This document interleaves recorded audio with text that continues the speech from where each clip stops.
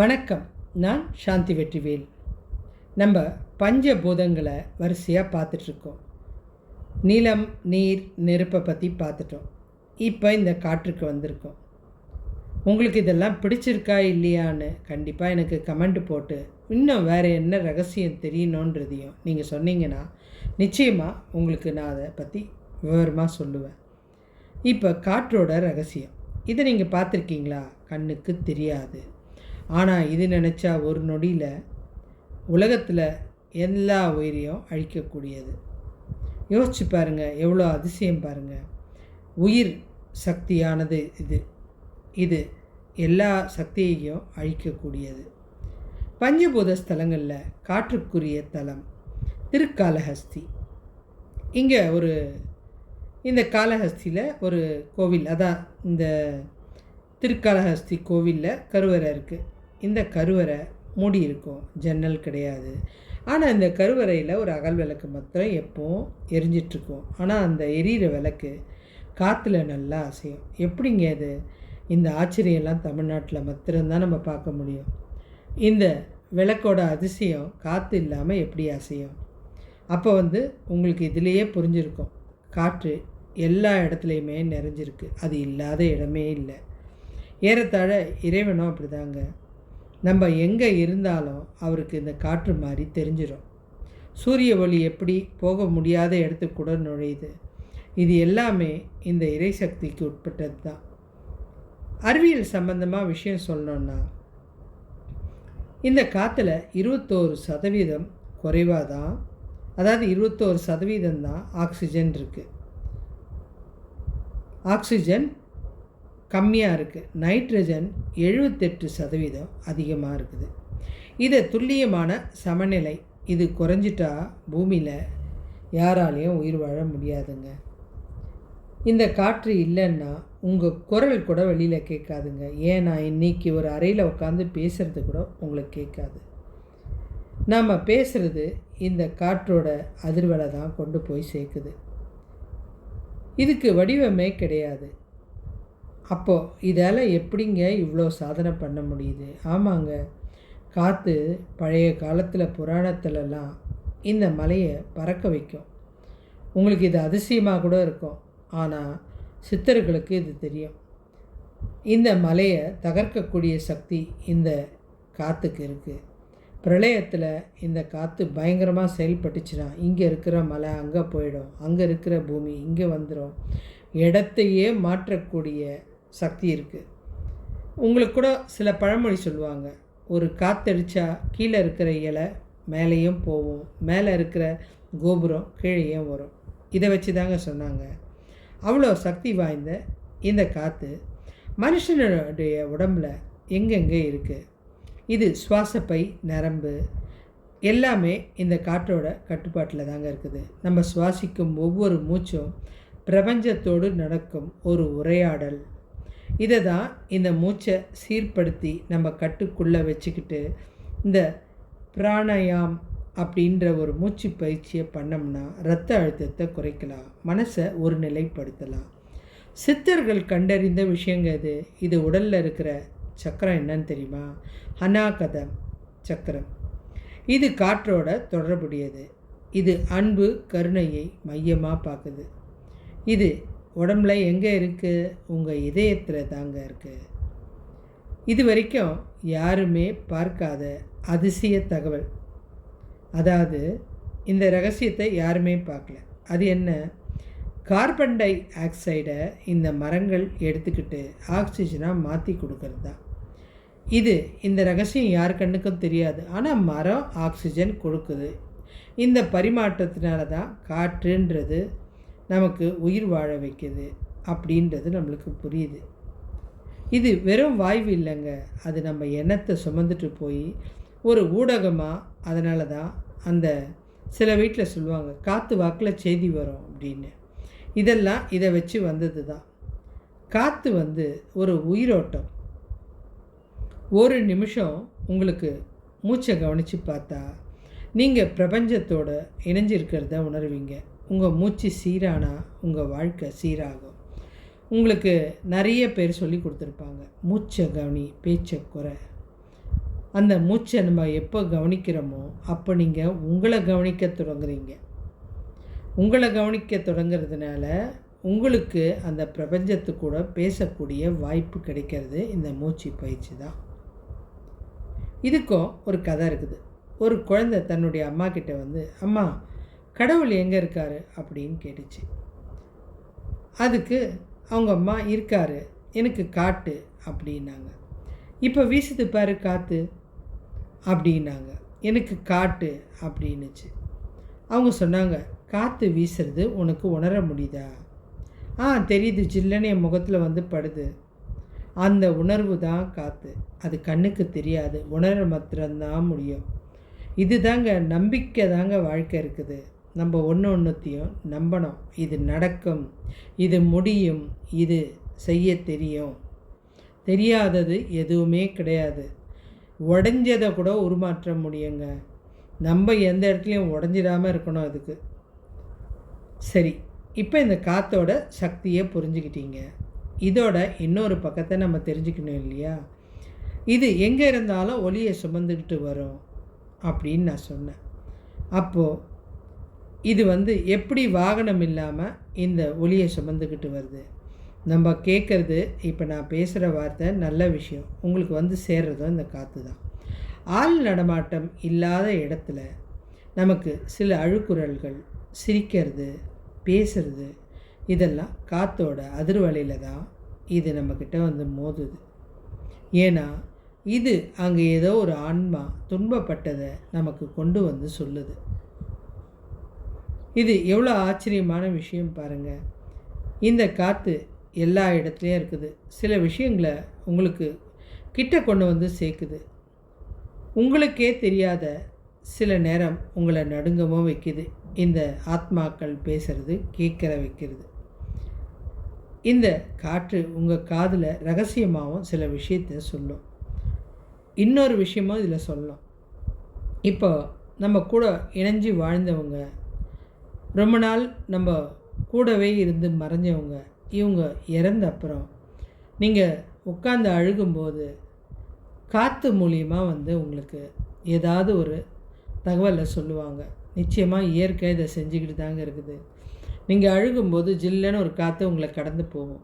ஏன்னா அதால் உருவம் கிடையாது. அந்த உருவத்தை தான் நம்ம எரிச்சிட்டோமே. அப்போ அந்த ஆன்மா தானே, அது அந்த காற்று ரூபத்தில் அப்படி வந்து போகும். அதுதான் சில நேரம் உங்கள் கண்ணுக்கு அவங்க வாழ்ந்ததை தெளிவுபடுத்தும். நீங்களே அதை உணர்ந்திருப்பீங்க. இந்த இடத்துல நம்ம அப்பா இருந்தால் எவ்வளோ நல்லா இருக்கும்னா, திடீர்னு எங்கே இருந்தோம் அந்த இடத்துல காற்று வர வாய்ப்பே இல்லை. டக்குன்னு நம்மளை கடந்து ஒரு காற்று போகும். அதே மாதிரி நீங்கள் ஒன்று ஆசைப்படுவீங்க, இப்படி இருந்தால் எப்படி இருக்கும் அப்படின்னும்போது டக்குன்னு உங்கள் முடி பறக்க ஆரம்பிக்கும். இதெல்லாம் அந்த இயற்கை கொடுக்குற ஒரு விஷயந்தாங்க. இந்த கடைசியாக போகிற நம்ம உயிர் வாழும்போது காற்று தேவை, பிறக்கும்போது அந்த மூச்சு தான், அந்த இயற்கை காற்று தான் சுவாசிக்கணும். கடைசியாக போகும்போதும் அந்த காற்று தான் வெளியில் போகும். அதுக்கப்புறம் தான் உங்கள் உடம்புல இருக்க ஒவ்வொரு பகுதியாக அது இது பண்ணிகிட்டே வரும், அடக்கிட்டே வரும். இங்கே உங்களுக்கு தெரியாத ஒரு விஷயத்தையும் சொல்ல போகிறேன். என்ன ரகசியம் தெரியுமா? இந்த காற்றோட சக்தி யாராலையும் அடக்க முடியாது. பயங்கரமான சக்தி. இதை யாராவது நீங்கள் கேட்டிருக்கீங்களா? ஏன்னா உங்களால் கேட்க முடியாது. அதுக்கும் உங்கள் உடம்புலேயே ஒரு ரகசியங்குது. என்ன ரகசியம்னா, இந்த உலகத்தில் நடக்கிற ஓசையில் ஒரு சின்ன துண்டு தான், ஒரு மில்லியன், அதாவது ஒரு சிட்டிக்கை தான், சிட்டிக்கையை விட ஒரு துகள் தான் உங்கள் காதுக்கு வருது. ஒரு மனுஷன் பேசுகிறதோ இல்லை வெளியில் வாகனம் போகிறதோ எல்லா சத்தமும் இது முழுக்க உங்கள் காதுக்கு போச்சுன்னா இந்த சத்தத்தால் ஒரு உயிரை கொல்லவும் வைக்க முடியும். யோசிச்சு பாருங்களேன், அது எப்பேற்பட்ட ஆற்றல். அந்த சத்தம் வந்து நம்ம காது வந்து ஏற்றுக்காது. அப்போ இந்த காது என்ன பண்ணுது? இந்த காது தான் அந்த சத்தத்தை, இந்த காது மடல் இருக்குல்ல, அதுதான் இந்த சத்தத்தை அடக்கி ஒரே ஒரு துகளை தான் உங்கள் காதுக்கு அனுப்புது. எவ்வளோ பெரிய விஷயம் பாருங்கள். இது வரைக்கும் உங்களுக்கு தெரியுமா? நீங்கள் வந்து எல்லா விஷயமும் உங்கள் காதில் கேட்குதுன்னு நினைக்கிறீங்க. இந்த உலக சத்தத்தை உங்கள் காதில் கேட்டிங்கன்னா உங்களால் நிச்சயமாக வாழவே முடியாது. அது உங்களை அழிச்சிடும். இது முனிவர்களுக்கு எப்படி சாத்தியமாகுதுன்னா, அதனால தான் அவங்க ஃபுல்லாக எல்லாத்தையும் அடக்குறாங்க. அந்த பஞ்சபூதத்தையும் அடக்கிறதுனால தான் ஒரு செடியிலேருந்து ஒரு விதை உருவாகிறது நம்மளால் புரிஞ்சிக்க முடியும். ஒரு சின்ன சத்தம் கூட நம்மளுக்கு கேட்க முடியும். இதெல்லாம் இந்த இயற்கை கற்றுக் கொடுக்குற பாடம்தான். இது பெரிய ஆற்றல் இருக்குது இந்த காற்றுக்கு. அதனால தான் உங்களுக்கு மலையையே தூக்கி பறக்க வைக்கக்கூடிய சக்தி இருக்குது. இப்போ அந்த காலத்துலலாம் சொல்லுவாங்களே, மந்தார மலையை மத்தா எடுத்துன்னு.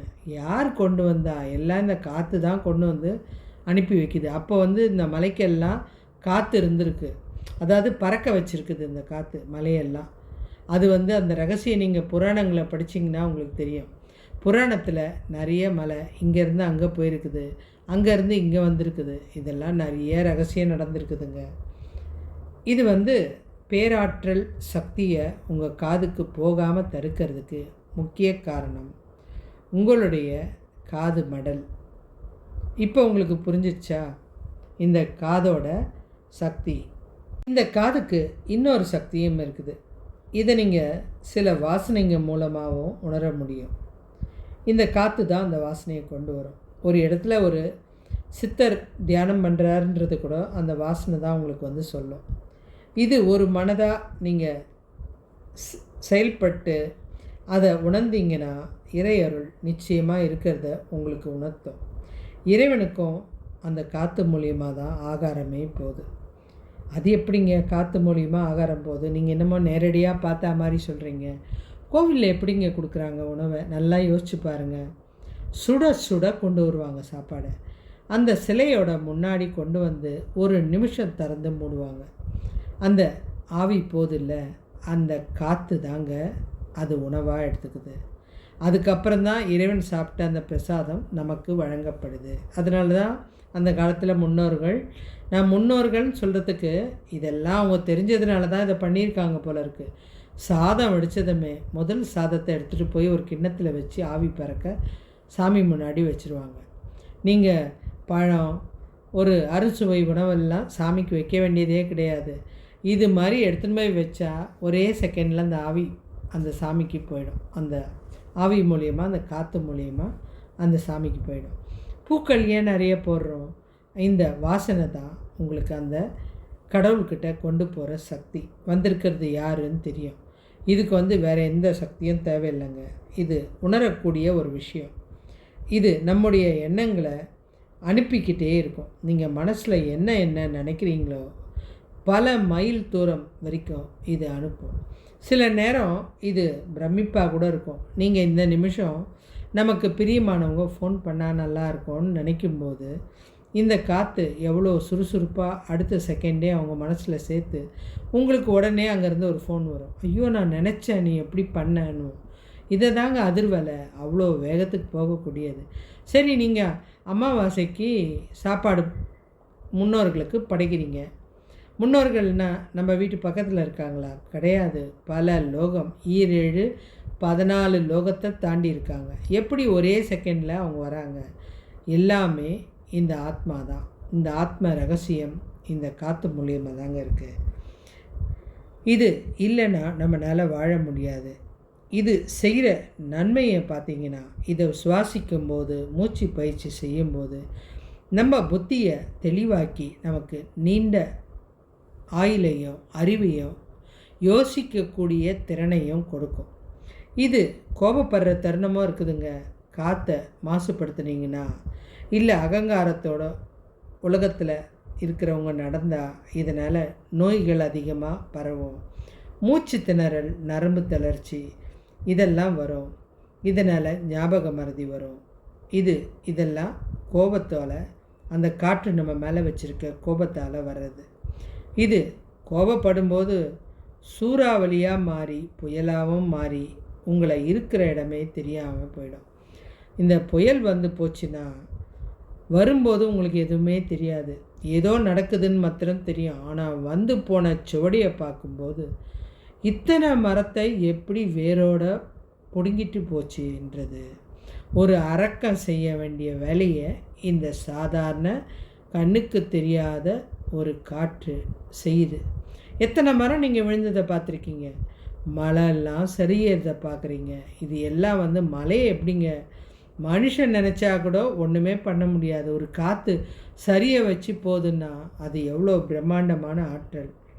இந்த சக்தியெல்லாம் உணர்ந்ததுனால தான் இந்த சித்தர்கள்லாம் இந்த காற்றில் தான் ஆத்மாவாக இருக்கிறாங்க. அவங்களுக்கு அதனால தான் எல்லா இடத்துக்கும் அப்படியே போயிட்டு வர முடியுது. இந்த மூச்சு பயிற்சியால் நம்மளுடைய எண்ணத்தை எவ்வளோ தொலைவு வேணாலும் அனுப்ப முடியும். எங்கே இருக்கிற எண்ணத்தையும் ஈர்க்க முடியும். ஒரு விஷயத்தை தொடர்ச்சியாக நினச்சிங்கன்னா அதை நீங்கள் சாதனையாகவும் மாற்ற முடியும். இப்படி இந்த காற்று நிறைய சக்தியை கொடுக்குது. யோசிச்சு பாருங்கள். இன்றைக்கி நம்ம இந்த காற்றை சுவாசிக்கிறோம். அதுக்கு முக்கிய காரணம் இந்த மரங்களும் இயற்கையும் தான். ஆனால் நம்ம அழிக்கிற இந்த விஷயத்தினால இந்த காற்று இல்லாமல் விலை கொடுத்து வாங்க வேண்டிய நிலையும் இந்த கொரோனா காலத்தில் நம்மளுக்கு உணர்த்திடுச்சு. அதில் கிடைக்கிறதும் விலை கொடுத்து வாங்குகிற அந்த காற்றுக்கு கூட போட்டா போட்டி. யோசிச்சு பாருங்கள். நான் உயிர் வாழ்ந்தால் போதும், எனக்கு மூச்சு தேவை அப்படின்ற போராட்டம். இந்த காற்று அபாரமான சக்தி. இது மூலியமாக நம்ம இறைவனையும் பார்க்க முடியும், இறைவனையும் வர வைக்க முடியும், இறைவன் கூட பேசவும் முடியும். நம்ம நீண்ட நாள் வாழறதுக்கு இந்த சுவாச பயிற்சி மூலியமாக நம்ம செயல்படுத்த முடியும். இது மூலியமாக நம்ம மனசில் நினைக்கிற நல்ல எண்ணங்களை இறைவன்கிட்ட கொண்டு போய் சேர்த்து நல்ல விஷயத்தை கொண்டு வர முடியும். கெட்ட சிந்தனைகள் நீங்கள் யோசித்தாலும் இந்த காற்று கொண்டு போய் உங்களுக்கு அந்த கெட்ட சிந்தனைகளை அதிகமாக கொண்டு வந்து உங்கள்கிட்ட சேர்க்கவும் வைக்கும். எவ்வளோ பிரம்மாண்டமான விஷயம் பார்த்தீங்களா? இப்போ நிலத்தை பற்றி தெரிஞ்சுக்கிட்டீங்க, நீரை பற்றி தெரிஞ்சுக்கிட்டீங்க, நெருப்பை பற்றி பிரமாதமாக தெரிஞ்சுக்கிட்டீங்க, காற்றை பற்றி தெரிஞ்சுக்கிட்டீங்க. இவ்வளோ ரகசியம் இருக்கிற இந்த விஷயம் இது வரைக்கும் உங்களுக்கு தெரியுமா? அடுத்த பிரம்மாண்டமான அதிசயமான விஷயம் இந்த ஆகாயத்தில் தாங்க இருக்குது. பஞ்சபூதங்களில் உச்சக்கட்ட மர்ம ரகசியம் அதிகமாக இந்த ஆகாயத்தில் தாங்க இருக்குது. இந்த ஆகாயத்தை பற்றி சொல்லணுன்னா நீங்களே ஆச்சரியப்படுவீங்க. உங்களுக்கு இது வரைக்கும் தெரியாத ஒரு ரகசியம் இந்த ஆகாயத்தில் தாங்க இருக்குது. நம்ம இவ்வளோ நாள் நினச்சிட்ருப்போம் இது வெறும் ஆகாயம், ஆனால் ஏன் இவ்வளோ பெருசாக பறந்து விரிஞ்சிருக்குது அப்படின்றது நமக்கு தெரியாது. ஆனால் நம்ம பார்த்த இந்த நிலம், நீர், நெருப்பு, காற்று இது எல்லாம் இந்த ஆகாயத்தோடு சம்பந்தப்பட்டது. அப்போது ஏதோ ஒரு பெரிய ரகசியம் இந்த ஆகாயத்தில் இருக்குது. இந்த பஞ்சபூதங்களில் உச்சக்கட்ட ரகசியம் மர்மம் நிறைந்த அந்த ஆகாயத்தை நாம் நாளைக்கு பார்க்க போகிறோம். உங்களுக்கு எல்லா விஷயமும் தெளிவாக நான் சொல்லியிருக்கேன். இன்னும் இந்த ஆகாயத்தை பற்றியும் நம்ம நாளைக்கு தெரிஞ்சுக்க போகிறோம்.